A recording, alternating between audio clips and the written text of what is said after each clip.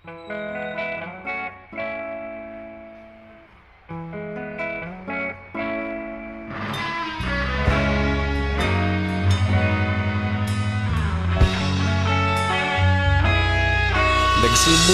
ang lahat sa eskwela, nagsama-samang 12 sa kalokohan at sa tuksuhan, hindi maawat sa isa't isa. Madalas ang standby sa cafeteria, isang barkada na kay saya. Laging may hawak-hawak na gitara, konting udyok lamang kakanta na.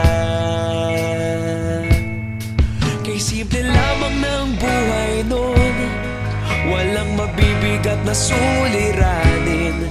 Problema lamang laging kulang ang datong. Sana napunta ang panahon? Sana nga ba? Sana nga ba?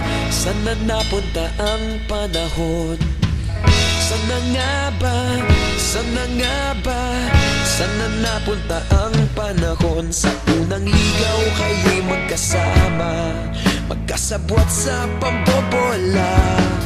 Walang sikreto kayong tinatago, okay sarap ng samahang barkada.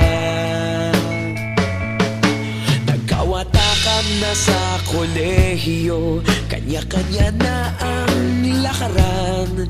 Kahit minsan na lang kung magkita, pagkakaibigay hindi nawala. At kung saan na napadpad ang ilan, sa dating eskwela meron din naiwan.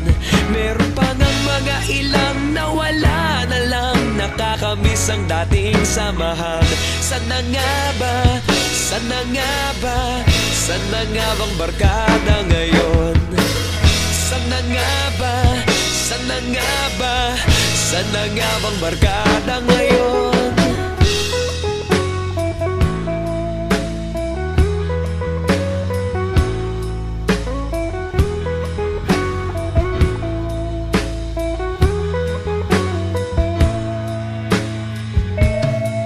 Ilang taon din ang nakalipas, wala pa sa aming tatay na nagsusumikap upang yumaman at guminhawang kinabukasan.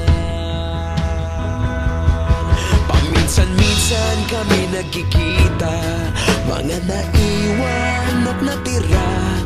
At gaya nung araw namin sa eskwela, pag magkasama'y nagwawala.